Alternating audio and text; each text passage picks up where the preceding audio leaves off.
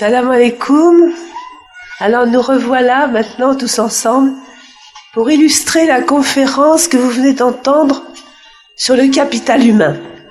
Pour commencer, je vous invite à lire les 2 lignes qui sont sous le titre « Croyez en votre projet. Peut-être le réaliserez-vous, mais croyez en vous. Et vous réussirez à coup sûr. » C'est ce que disait Cher Ali quand il parlait, la confiance en soi, de l'estime de soi, de l'amour de soi et d'un amour profond. Pas un amour comme ça, on dit l'amour de soi, non. Avoir pour soi-même un amour profond. Et celui qui a dit ça, c'est Martin Luther King. Et vous pouvez être sûr qu'il s'y connaissait. Voilà. Je vous présente maintenant une galerie de portraits. Merci. Une galerie de portraits que nous allons connaître de plus près. Je vous présente les gens qui vont nous accompagner. Tu veux me tenir ? Je vous présente les gens qui vont nous accompagner pendant cette deuxième partie de la conférence du Cher. Et j'espère que ça va vous donner envie de dire ce que vous en pensez. Peut-être que vous aurez des belles choses à partager. Donc, tous ces gens que vous voyez sont des gens qui ont beaucoup à nous apprendre sur nous-mêmes. Et on va donc commencer par la première personne, c'est lui-là, qui est un Australien, c'est un pasteur chrétien, un conférencier international, et il s'appelle Nick Vujicic. Et la conférence, un petit extrait de conférence qu'on va voir, c'est le plan miraculeux de Dieu. Il y a quelque chose que j'ai envie de dire avant, qui m'a beaucoup touchée. Vous verrez cette personne, c'est un beau garçon, vous voyez. Et quand il avait 8 ans, je vous dévoile pas encore ce qui lui est arrivé. Mais quand il avait 8 ans, il a dit à Dieu, « Pourquoi je suis comme ça? Tant que tu ne me répondras pas, je te servirai pas. » Et Dieu, il dit lui-même, qu'à travers une phrase de l'Évangile, où Dieu dit qu'un aveugle est envoyé en mission, il a dit, mais c'est formidable, moi-même je suis ça, moi-même j'ai une mission. Alors on va voir cette conférence.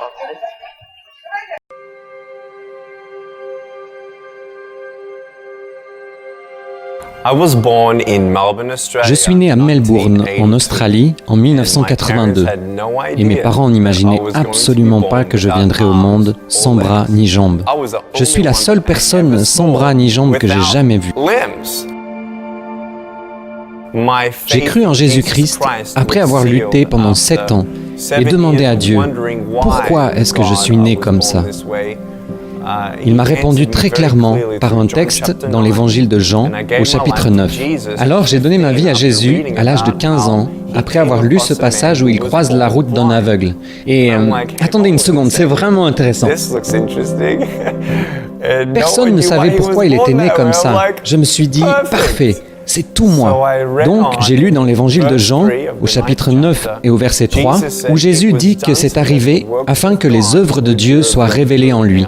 Je me suis dit, « Waouh, Dieu, si tu avais un plan pour l'homme aveugle, tu en as aussi un pour moi. » C'était le début de ma relation personnelle avec Jésus. Des groupes de jeunes, des églises ont commencé à me solliciter. Partout, des portes se sont ouvertes pour que je puisse donner mon témoignage. J'ai parlé devant 300 lycéens. Au bout de 3 minutes, la moitié des filles s'étaient mises à pleurer. L'une d'elles, au milieu de la salle, les larmes aux yeux, a levé la main et dit « Je suis vraiment désolée de vous interrompre, mais est-ce que je peux venir pour vous prendre dans mes bras ?» Devant tout le monde, elle s'est avancée et m'a prise dans ses bras. Elle a pleuré sur mon épaule et m'a murmuré à l'oreille Jamais une personne ne m'a dit qu'elle m'aimait. On ne m'a jamais dit que j'étais merveilleuse comme je suis. Je n'arrivais pas à y croire. Cela a changé ma vie. À cet instant, j'ai compris que Dieu se servait de moi pour lui faire du bien. Ce n'était pas par mes paroles ou par ma force, mais c'était Dieu. Et mon cœur s'est enflammé de passion. C'était vraiment impressionnant de voir une personne transformée pour toujours. Ce jour-là, j'ai su que Dieu m'appelait à annoncer son évangile à travers le monde. Aujourd'hui, ne partez pas d'ici sans changer. Repartez d'ici sans chaîne. Vous ne savez tout simplement pas ce que Dieu peut faire avec des morceaux brisés de votre vie tant que vous ne les lui apportez pas. J'aimerais que vous sachiez que quand vous tombez à terre, la grâce de Dieu est là. Dieu veut étendre sa main et vous relever. Laissez-vous secourir. Durant les 7 premières années de mon ministère, Dieu m'a ouvert des portes qui m'ont conduit à parler 2000 fois dans 44 pays sur 6 continents. Des campus universitaires comptant 40 000 étudiants en Chine, en passant par l'Inde, où j'ai parlé à des victimes de l'esclavage sexuel, et à une foule de 110 000 personnes réunies dans la jungle. Puis l'Indonésie et l'Asie du Sud-Est, la Colombie et le Costa Rica, où j'ai pris la parole lors de conférences internationales et pu voir les dirigeants consacrer leur pays au Seigneur Jésus. La Corée, où j'ai abordé le thème de la dépression et du suicide devant un public de jeunes, jusqu'en Europe de l'Est et notamment en Serbie, en Slovénie et en Croatie. Et le message d'espérance a pu être aussi annoncé à travers tout le monde arabe. Ça, c'est Dieu. Et nous savons que nous n'en sommes qu'au début. Par la grâce de Dieu, nous avons vu de nos yeux un demi-million de personnes dire oui à Jésus et être mises en contact avec une église locale. Aussi fou que cela puisse paraître, avec notre association Life Without Limbs, nous avons pour but de prêcher à chaque personne de la planète, 7 milliards de personnes. Nous croyons qu'il est possible d'atteindre ce but, car le Saint-Esprit est en train de réunir des personnes souhaitant s'engager et nous soutenir dans notre envoi pour accomplir cette mission. Je crois qu'on peut remercier Nick de ce qu'il a fait pour nous montrer ce que c'est le capital humain. Il n'a rien, vous voyez, il n'a plus rien. Il n'a pas de bras, il n'a pas de jambes, mais il a en lui la détermination, la persévérance, le courage, l'endurance.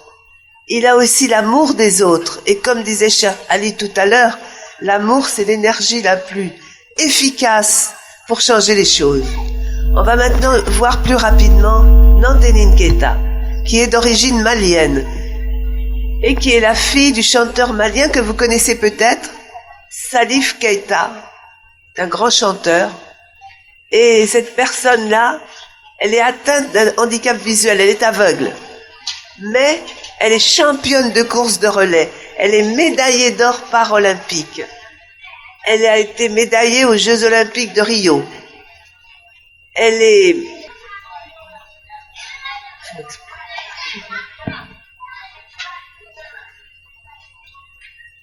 va participer aux épreuves de relais du championnat de France. Vous voyez que rien ne l'arrête. Elle dit pas qu'elle peut pas. Elle dit pas qu'elle est aveugle.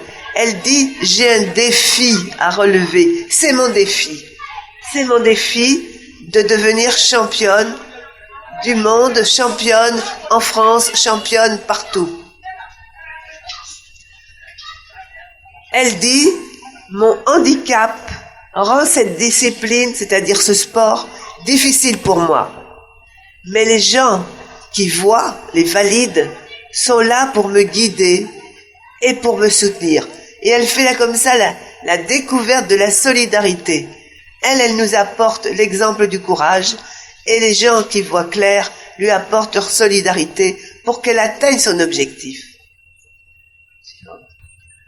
Maintenant, nous allons parler d'Arnaud Assoumani, qui est français. Il est d'origine comorienne, vous voyez, c'est quelqu'un de pas loin de chez nous, un comorien.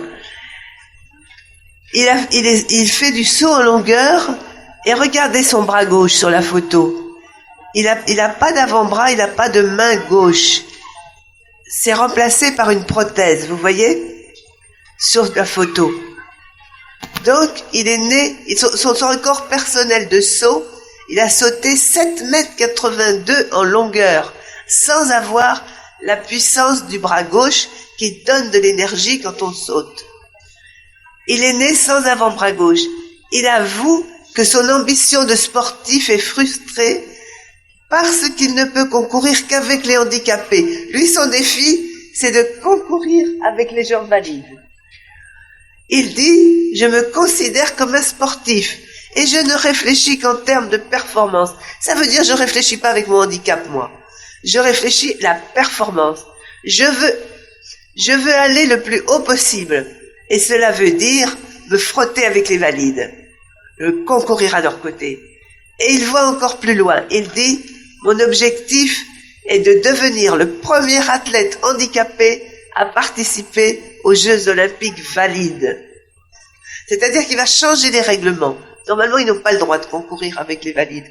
Mais lui, il a une telle énergie, un tel défi à relever, qu'il fait tout pour que ça devienne possible à ceux qui le souhaitent.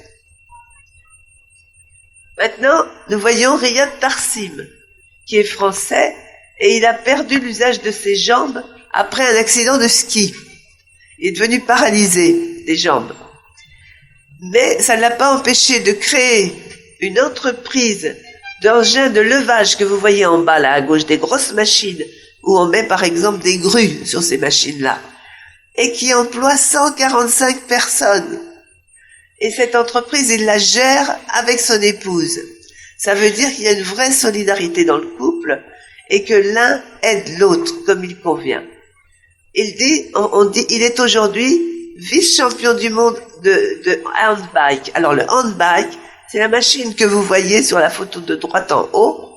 C'est un vélo sur lequel, à 3 roues, sur lequel on se couche et on pédale avec les mains, puisqu'il n'a pas les jambes.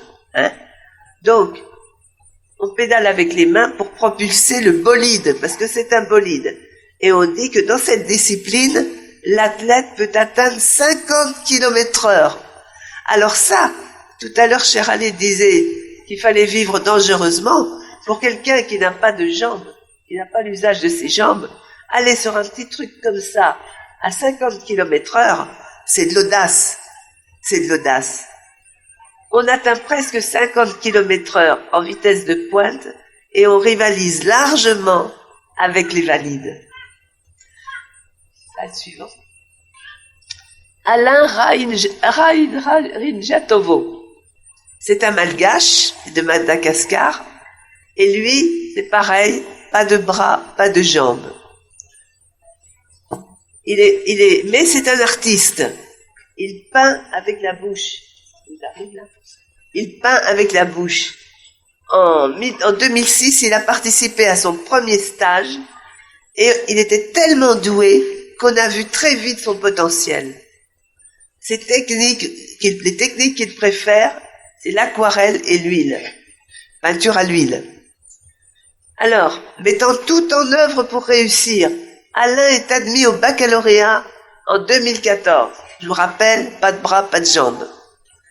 Il prépare un BTS service informatique aux organisations, tout en continuant à pratiquer son art. Rien ne l'arrête. Alain a également mis son talent au service des autres parce que il a créé un album pour les enfants, un album pour leur apprendre la peinture, pour commencer la peinture. Voilà ses œuvres. À côté de son portrait, vous avez ses œuvres en haut et en bas. Alors ça ne se voit pas très très bien parce qu'on n'a pas une bonne définition. Mais là, vous voyez, c'est des bateaux sur l'eau. Et en haut, c'est une nature morte où on voit une pomme ou je ne sais pas, un fruit sur une table. Messaoud Belabas, qui est algérien, à 8 mois, il a eu la méningite. Et la méningite, elle a laissé des traces. Il ne peut plus parler correctement. Il a perdu l'usage de ses bras. Mais il dit qu'il a eu de la chance. Et vous savez pourquoi il a eu de la chance? Parce qu'il avait une grand-mère qui l'a initié à la poterie avec beaucoup de patience. Ça lui a permis de devenir très adroit avec ses pieds, parce que c'est avec ses pieds qu'il pétrissait la terre. Est-ce qu'il faut que tu me le mettes plus devant? À 21 ans, il a découvert la peinture, mais il ne peut peindre qu'avec le pied gauche. Alors, il n'a pas de jambes, mais il a un petit bout de pied au bas du tronc. Voyez? Aujourd'hui, alors c'est à un moment donné, il n'a pas été très très bien dans sa tête et il a frôlé la délinquance. Il a failli devenir un mauvais garçon. Mais il s'est rattrapé. Et le fait d'avoir frôlé la délinquance, ça lui a donné une idée. Il a créé son atelier de peinture et il a partagé sa passion, surtout avec les jeunes. Et il dit qu'il pourrait peut-être ainsi exprimer leur violence au travers de création et trouver une raison d'être. Voilà. Et il aime beaucoup dire les pieds. C'est un poète français qui s'appelle Jacques Prévert qui a écrit ça. Les pieds vous emmènent loin quand vous voulez aller loin.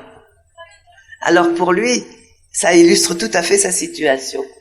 Et lui, il veut aller loin, donc il traite avec ses pieds. Vous voyez? Ce monsieur-là est autrichien, il s'appelle Paul Wittgenstein. Il a été amputé du bras droit à la suite de la Première Guerre mondiale. Quand il a été amputé du bras droit, il était pianiste. Vous imaginez le problème? Le piano, ça se joue avec les deux mains. Lui, il n'a plus la main droite. Et c'est son métier, il vit avec ça. C'est son art, c'est son bonheur. Son père il s'est juré à lui-même de poursuivre sa carrière, malgré tout, malgré le manque de la main droite. Son père, musicien amateur, qui aidait beaucoup les autres artistes, s'était opposé aux aspirations, c'est-à-dire il voulait pas que ses fils soient des musiciens. Pourquoi? Je sais pas. Mais les 3 premiers fils n'ont pas supporté cette situation, cette interdiction du père, et parce qu'ils étaient doués, et donc ils se sont suicidés. Mais Paul, lui, il s'est pas suicidé. Lui, il a tenu bon. Et quand il a hérité de son père, qui était riche, il a demandé aux compositeurs, à ceux qui écrivent la musique, de lui écrire pour lui des concertos spécialement juste pour la main gauche. Et j'ai vu jouer ces gens, ils jouent de la main gauche et ils vont à gauche et à droite du piano à toute vitesse. Et c'est magnifique à voir ça, magnifique. Donc, on le surnomme le pianiste qui ne renonça jamais. Est-ce que ça, c'est pas vraiment un exemple pour nous? Est-ce que vous comprenez à quel point ils sont allés chercher en eux cette force dont parlait Shekali tout à l'heure, qui est en nous aussi, cette force est là. Nous n'avons qu'à nous en servir. Parce que Dieu, qui est juste, quand il nous a dit « Tu es mon lieutenant, tu es mon représentant », il nous a tout donné pour qu'on puisse le faire. Parce que quand vous avez un patron qui vous envoie quelque part, il vous donne les moyens de faire votre boulot. Eh bien Dieu c'est pareil, il nous donne les moyens. Apparemment, on ne dirait pas parce que on n'est pas riche, parce qu'on n'a pas d'argent, parce qu'on est handicapé, mais eux, ils nous montrent à nous ce qui nous manque. Qu'est-ce qui nous manque? Le courage, la détermination, l'envie de relever les défis, la confiance en soi, l'estime de soi. Je suis capable, je vais y arriver. Vous voyez, c'est ça. Bon, tu peux y aller. Alors, est-ce que ça vous... Non, reviens.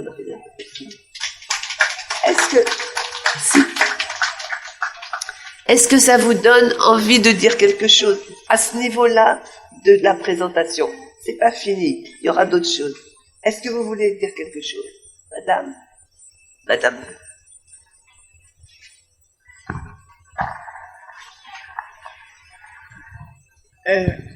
Vraiment, je voudrais vous remercier à tous, remercier tous ceux qui ont eu à présenter.